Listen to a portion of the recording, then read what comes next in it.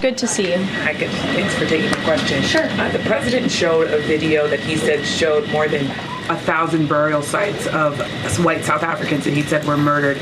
We know that that was not true and that the video wasn't showing that. So I wonder, why did the president choose to show that? What's not true, Yamiche? It's not true that the video was showing a burial site. It is unsubstantiated that that's the case. No, it is true that that video showed the crosses that represent. Which is what the president claimed. The video showed images of crosses in South Africa about white farmers who have been killed and politically persecuted because of the color of their skin. The president and those crosses are representing their lives. Those crosses are representing their lives in the fact that they are now dead and their government did nothing about it. If I could get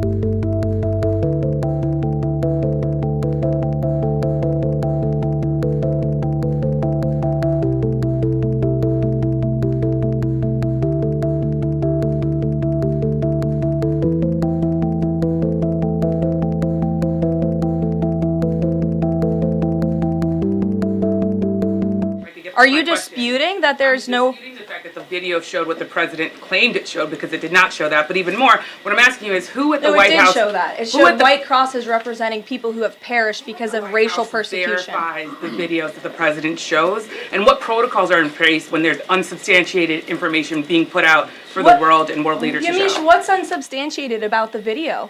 The video shows crosses that represent the dead bodies of people who were racially persecuted by their government. In fact, the Associated Press, of all places, has a picture of that very monument, and the caption from the Associated Press is, "Each cross marks a white farmer who has been killed in a farm murder." So it is substantiated, not just by that video and the physical evidence that everybody saw on display in the Oval Office, but also by another outlet in this room, the Associated Press. So you should take it up with them if you believe the claim is unsubstantiated, and that's a ridiculous line of questioning.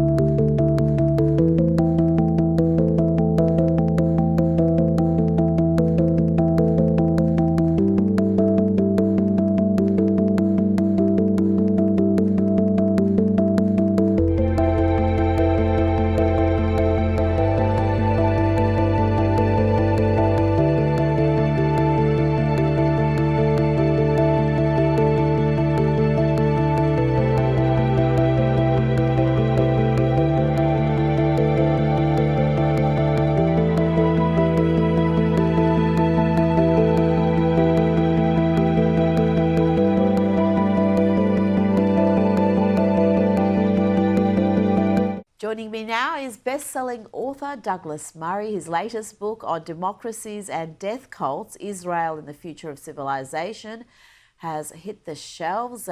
Get yourselves a copy. Douglas, we had some extraordinary scenes today in the Oval Office where President Donald Trump, in front of the media, sought to shame the South African president with the ugly truth of the anti-white, anti-Boer racism and violence in his country. He played a clip showing, among other things, politicians calling for white farmers to be killed.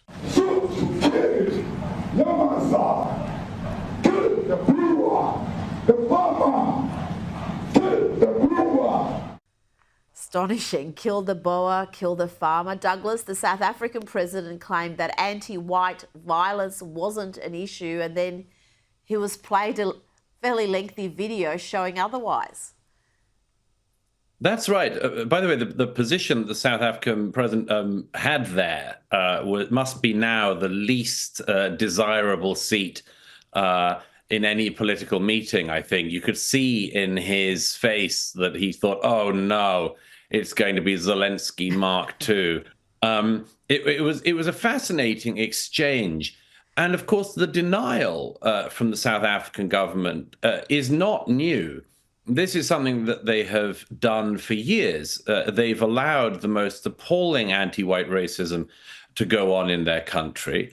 They still, all these decades after the end of apartheid, find it very, very useful and indeed easy to allow anti-white racism to run rampant, and often with lethal consequences. I'm very glad that President Trump did call this out. It's maybe only President Trump among all world leaders really could have done so, and done so forcefully. But I would just look to the backlash that I would expect in the coming days from much of the media internationally, not just in South Africa, about this. I've already seen that, papers like The Guardian are saying, Donald Trump pushing conspiracy theories about the killing of white South African farmers. And I'd expect a lot more of that. They will join in the denial that the South African government has so gleefully engaged in for so many years. Now, the South African President Cyril Ramaphosa brought golfers Ernie Els and Retief Goosen to the White House with him to, I guess, diffuse tensions with the Trump administration. We know Donald Trump loves his golf, but it didn't go well, Douglas. Listen here as Goosen recounts his own family's story, adding further weight to Trump's claims about violence against white farmers. Yeah, some of these buddy farmers got killed. The farm is still going. My brothers run it, but it's a constant battle with farms they're trying to burn the farms down to chase you away. And Douglas, you're right about the media. They're already in meltdown mode, trying to claim this issue isn't real, and the usual suspects are pushing this notion that any concern for this issue means you're racist. Yes, well, that's something that much of the media has done for a very long time about that. There are even politicians in America today who are saying, why would President Trump push this issue as opposed to all of the other murders, massacres, human rights abuses that go on around the world? And there's an obvious answer to that, which is that there are actually a lot of people who speak about a lot of issues. Speaking about it and doing something, of course, two very different things. But what President Trump has picked up here is one of those issues which other political leaders do not want to talk about. There are always, as it were, popular human rights issues, popular human rights abuses for politicians to latch onto.